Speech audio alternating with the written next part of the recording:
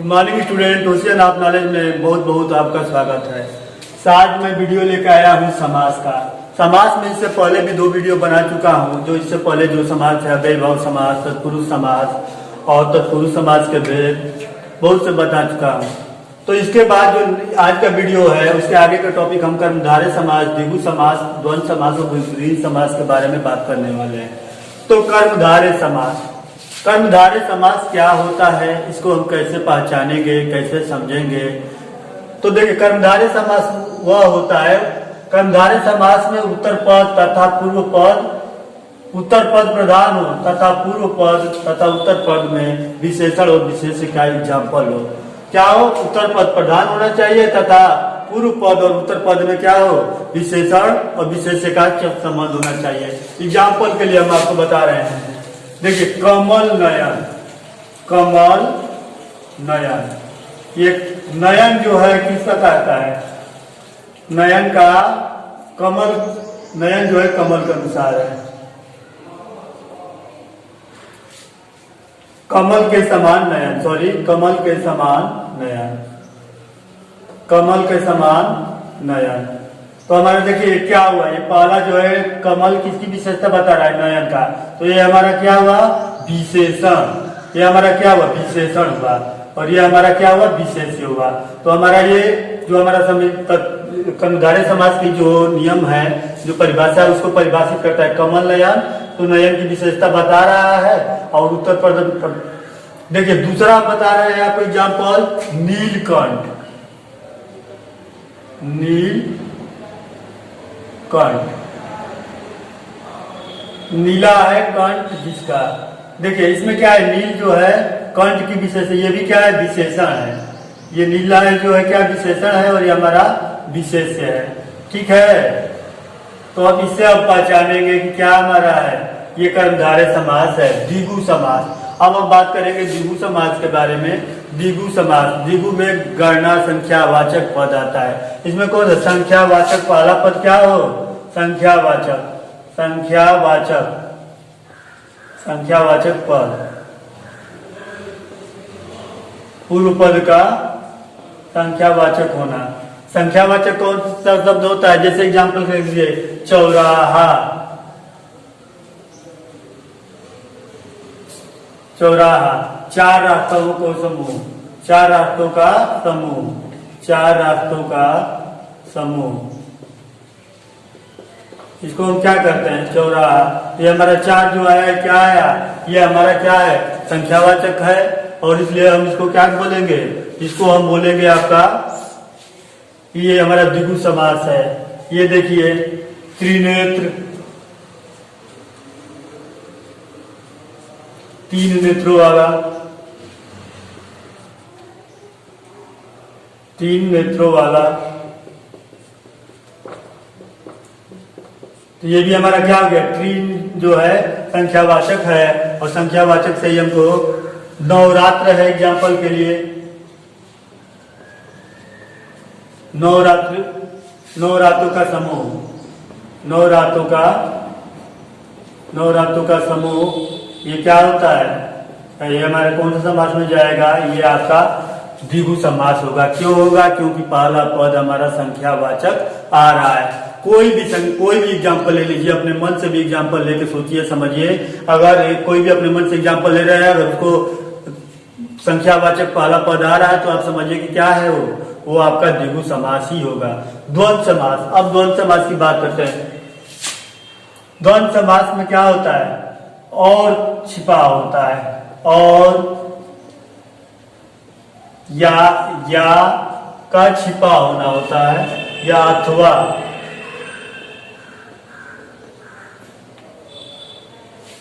छिपा होता है। क्या छिपा होता है? पहचान क्या है? और या अथवा। इसका एग्जाम्पल देख लीजिए। इसका एग्जाम्पल है हमारा माता पिता, राजा रानी, राजा रानी। माता पिता का माता और पिता, माता और पिता छिपा हुआ कि नहीं है? राजा और रानी, राजा और रानी।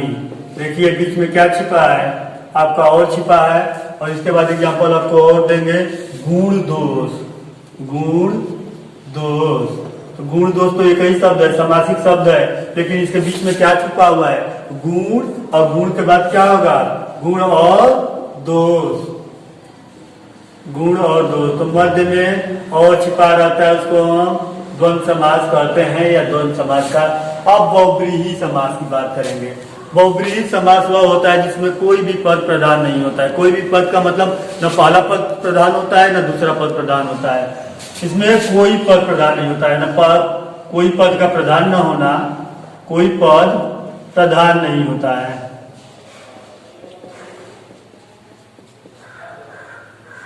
प्रधान नहीं होता है, लेकिन दोनों पद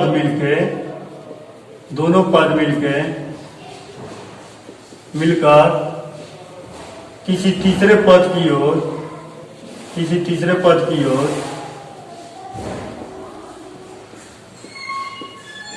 इशारा करते हो,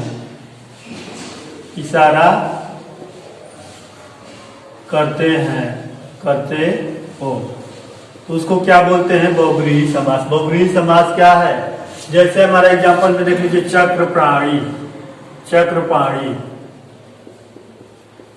चक्रप्राणी का मतलब होता है चक्र को धारण करने वाला, चक्र को धारण करने वाला। शब्द को, प्राणी का मतलब हाथ में रखने वाला।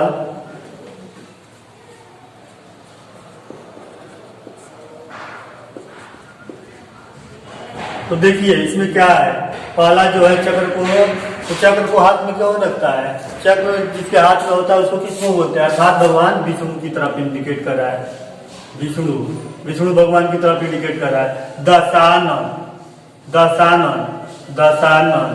ये दशानन जो होता है क्या होता है, दशानन, 10 है आनंद जिसके, 10 जिसके मुख होते हैं, 10 है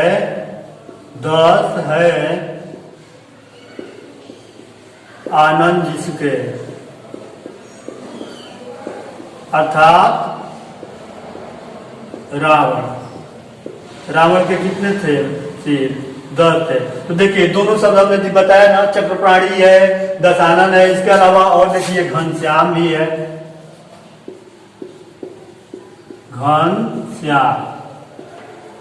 घनश्याम का मतलब हमारा होता है घन के समान श्याम। घन मतलब होता है बादल, घन के समान श्याम, घन के समान श्याम। श्याम मतलब काला भी होता है, तो बादलों के समान जो काला है बादल, उसको क्या, उनको घनश्याम को विष्णु की तरफ इंडिकेट कर रहा है। तो ये हमारा देखिए 3 हम एग्जाम्पल बताए, बहुब्रीहि, चक्रप्राणी हुआ, दशानन हुआ, घनश्याम हुआ।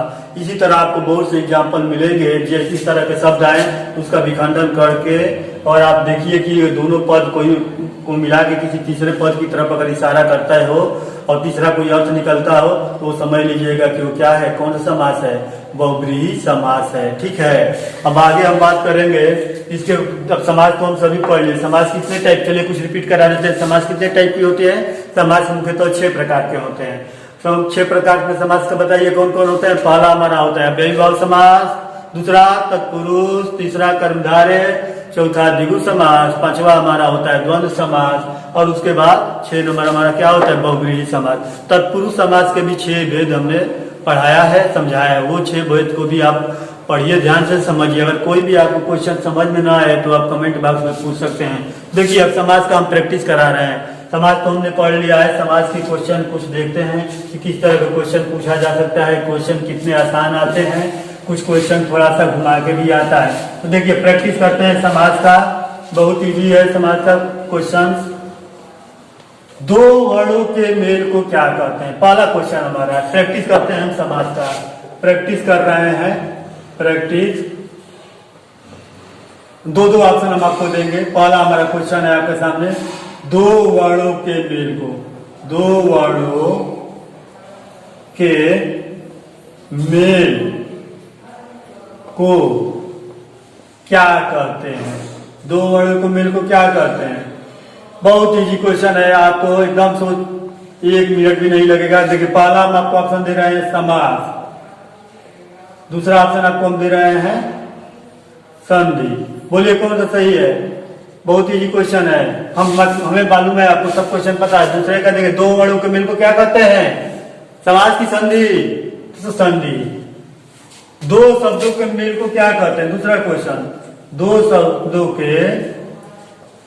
शब्दों के मेल को, 2 शब्द के मेल से बने नए सार्थक शब्द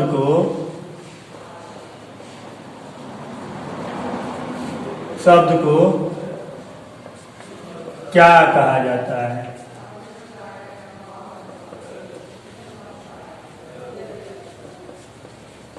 पहला ऑप्शन है आपका समास, दूसरा ऑप्शन क्या हमारा है? द्विगु, द्विगु समास।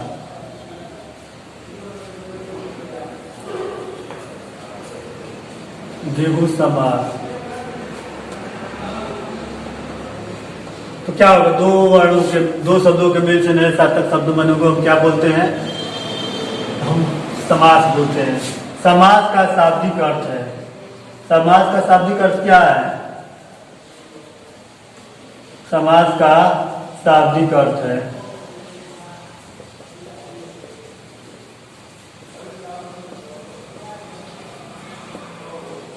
पहला हम आपको ऑप्शन दे रहे हैं विस्तार, तो दूसरा हमारा है संक्षेप। बहुत आसान क्वेश्चन करा रहे हैं स्टूडेंट्स। दूसरा हमारा संक्षेप, तो दूसरा का क्या इसका आंसर होगा बताइए? समास का पिछले क्लास में आपको बताइए थे, समास का शाब्दिक अर्थ क्या होता है? संक्षेप। ठीक है। मुख दर्शन, मुख दर्शन एक समासिक पद है। मुख दर्शन, मुख दर्शन में समास बताएं। में समास कौन सा होता है? मुख दर्शन। ऑप्शन आपको हम दे रहे हैं मुख दर्शन में। पहला ऑप्शन हमारा तत्पुरुष है, दूसरा ऑप्शन हमारा कर्मधारय है। तत्पुरुष, दूसरा हमारा क्या है? कर्मधारय, कर्मधारय। तो बताइए मुख दर्शन, मुख का दर्शन, तो मुख में क्या? मुख और दर्शन नहीं ना होगा। मध्य में कौन सा छिपा है चिन्ह? कौन सा चिन्ह का लोप है? कारक का। और कारक में आपका मुख का दर्शन, तो का छुपा है तो कौन में जाएगा? तत्पुरुष समास। समझ में आ रहा होगा, हमें पता है। आई होप आपको सब क्वेश्चन समझ में आ रहे होंगे। अब तीसरा क्वेश्चन पांचवा क्वेश्चन देखेंगे। पांचवा क्वेश्चन आपका बोल रहा है गंगा जमुना। गंगा जमुना, गंगा जमुना में कौन सा समास है? गंगा जमुना में, गंगा जमुना में समास बताना है। गंगा जमुना में हमारा आपको ऑप्शन दे रहे हैं। पहला आपका द्विगु समास, द्विगु, और दूसरा हमारा है द्वंद्व। दूसरा कौन सा है? द्वंद्व। गंगा जमुना, गंगा जमुना देखिए, गंगा और मध्य में कौन सा चिन्ह का लोप है? और। गंगा और जमुना, गंगा और जमुना 2 नदियों का नाम है, तो बीच में कौन सा चिन्ह का लोप हुआ? और। तो और यहाँ चिन्ह का लोप हुआ तो कौन सा समास में जाएगा? द्वंद्व समास होगा। ठीक है। अब देखिए 10 मुख हमारा आ रहा है। 6 नंबर क्वेश्चन बता रहे हैं 10 मुख में समास बताइए।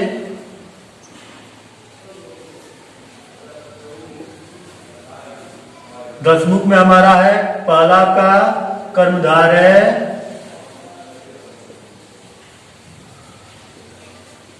और दूसरा हमारा आपके सामने ऑप्शन बहुव्रीहि।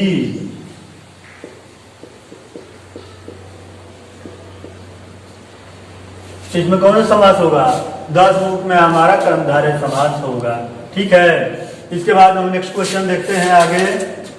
लंबोदर, लंबोदर में समास बताइए। लंबा है उधर जिसका, लंबोदर में कौन सा समास होगा? लंबोदर में समास बताना है आपको। लंबोदर में आपका समास बताना है। लंबोदर में बताइए। पहला आपको ऑप्शन देते हैं, चलिए। पहला ऑप्शन हमारा है बहुव्रीहि, बहुव्रीहि। और दूसरा हमारा ऑप्शन है आपका कर्मधारय। लंबोदर, लंबा है उदर जिसका, लंबोदर बता रहे हैं। लंबोदर में क्या है? लंबा है उदर जिसका, तो भगवान गणेश, भगवान गणेश का जो उदर है, पेट है, वो क्या होता है? बड़ा है। तो लंबोदर उन्हीं का उपनाम है जो भगवान गणेश की तरफ इंडिकेट कर रहा है। तो दो बहुव्रीहि में क्या होता है कि दो पद होते हैं, दोनों पद में कोई पद समान नहीं होता है, लेकिन दोनों पद मिलकर किसी तीसरे पद की तरफ इंडिकेट करते हैं, तो उसको हम क्या बोलते हैं? बहुव्रीहि समास। तो ये लंबोदर किसको इंडिकेट कर रहा है? गणेश को इंडिकेट कर रहा है, गणेश भगवान को इंडिकेट कर रहा है, इसलिए यहाँ कौन सा समास होगा? हमारा बहुव्रीहि समास होगा। चलिए इसके बाद फिर और क्वेश्चन देखते हैं, और वही बहुत ही क्वेश्चन आपके सामने है। और क्वेश्चन देख रहे हैं लंबोदर के बाद हमारा चक्र प्राणी,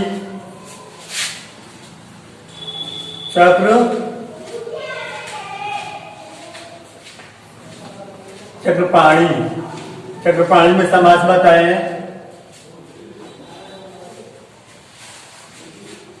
चक्रपाणी में कौन समास होगा? पहला आपको दे रहे हैं हम कर्मधारय,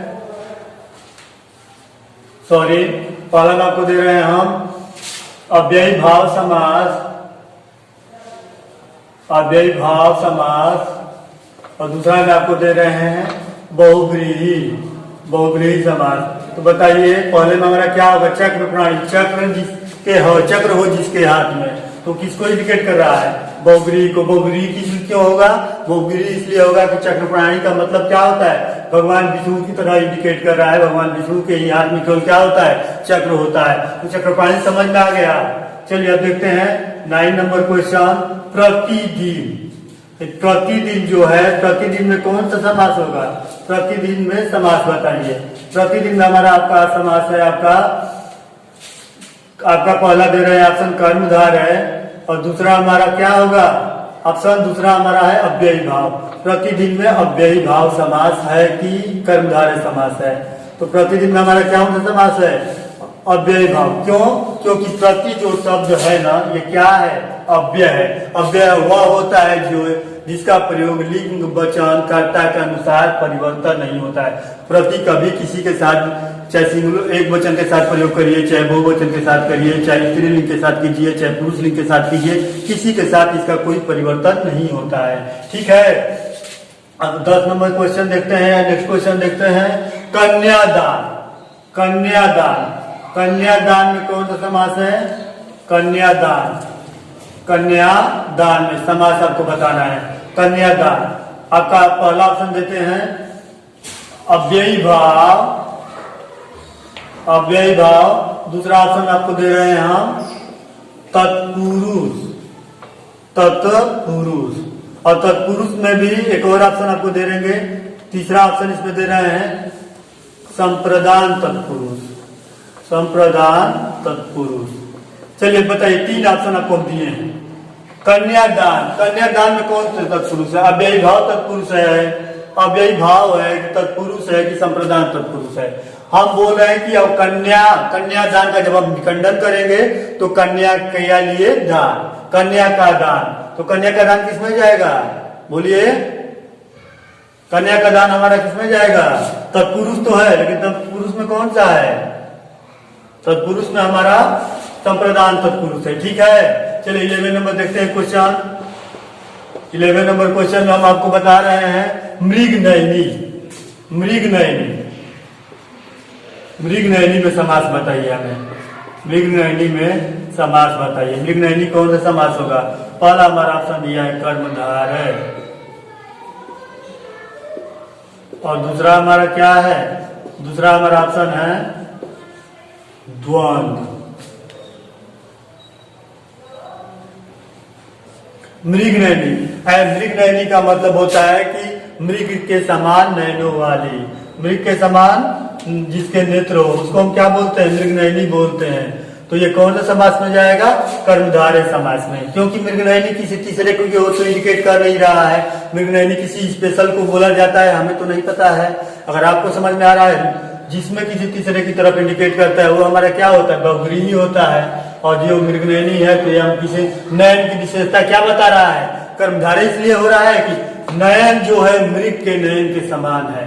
तो बोला है ना कर्मधारय में बोला है कि दूसरे पद का मतलब दूसरा पद क्या हो, विशेष्य हो, और पहला पद विशेषण हो। तो ये विशेषण का काम है, विशेषण है मृग और नयन जो है क्या है या विशेष